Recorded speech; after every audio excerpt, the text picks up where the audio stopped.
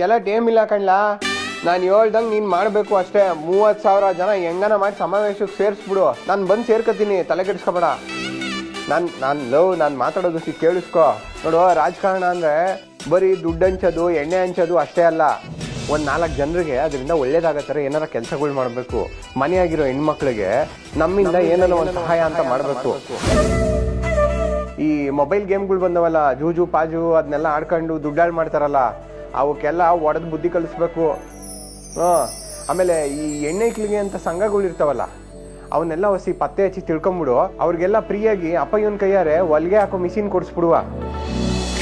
ಈ ಹೆಣ್ಣೈಕ್ಳ ಹತ್ರ ದುಡ್ಡು ಕಿತ್ಕೊಂಡು ಹೋಗ್ಬಿಟ್ಟು ಮಜಾ ಮಾಡ್ತಾವಲ್ಲ ಬಡ್ಡೆ ತಗೋ, ಅವಕ್ಕೆಲ್ಲ ಸೇರಿಸ್ಬಿಟ್ಟು ಒಂದು 4 ಬಿಡ್ಬೇಕು, ಹೇಳ್ತೀನಿ.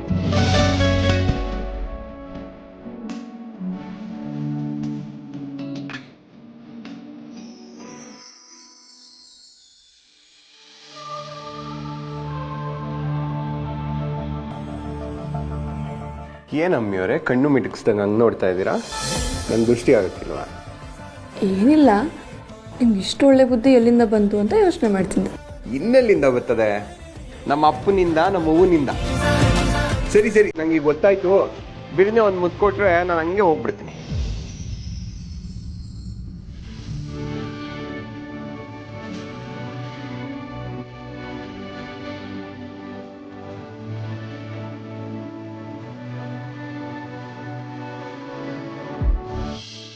ಇವತ್ತಾಗಲ್ಲ. ನಾನೇ ಯಾಕೆ ಬರ್ದಿರೋದು ಇಷ್ಟು ಅನ್ಸುತ್ತೆ. ಸರಿ, ನಂಗೆ ಗೊತ್ತಾಯ್ತು, ಹೊರಡ್ತೀನಿ. ಅಮ್ಮ, ಏನಾಯ್ತಮ್ಮಿವ್ರೆ? ಹೊಟ್ಟೆ ನೋವು. ಬನ್ನಿ ಕುಂತ್ಕೊಳ್ಳಿ.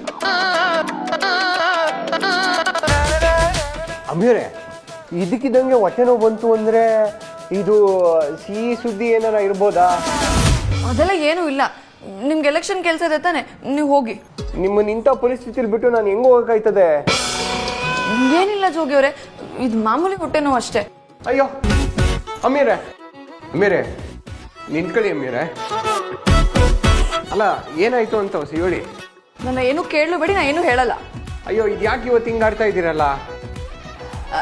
ಯೋನಾಗದೆ ನಿಮ್ಮಿಬ್ರಿಗೆ ಏನ್ ನಿಮ್ ಕೋಳಿ ಜಗಳ? ಶಂಕರ, ಯೋನಾಯ್ತು ನೀನನ್ನ ಏಳು. ನಾನು ಎಲ್ಲೂ ಹೋಗ್ಬಾರ್ದಂತೆ, ಮನೆಯಾಗೆ ಇರ್ಬೇಕಂತೆ. ಅಪ್ಪಯ್ಯನ ಎಲೆಕ್ಷನ್ ಇಸಿವಾಗಿ ಓಡಾಡ್ತಾ ಇದ್ರು, ಇಷ್ಟು ಹಠ ಮಾಡ್ತಾವ್ರಲ್ಲ, ಇದು ಸರಿಯಾ? ನೀವೇ ಹೇಳಿ. ನನಗೆ ಹುಷಾರಿಲ್ದೇ ಇದ್ರು ಇವ್ರು ಎಲೆಕ್ಷನ್ಗೆ ಅಂತ ಓಡಾಡ್ಬೇಕಾಕ? ಇವ್ರಿಗೆ ಹೆಂಡತಿಗಿಂತ ಎಲೆಕ್ಷನ್ ಮುಖ್ಯನಾ ಅಂತ ನೀವೇ ಕೇಳಿ ಅಕ್ಕ.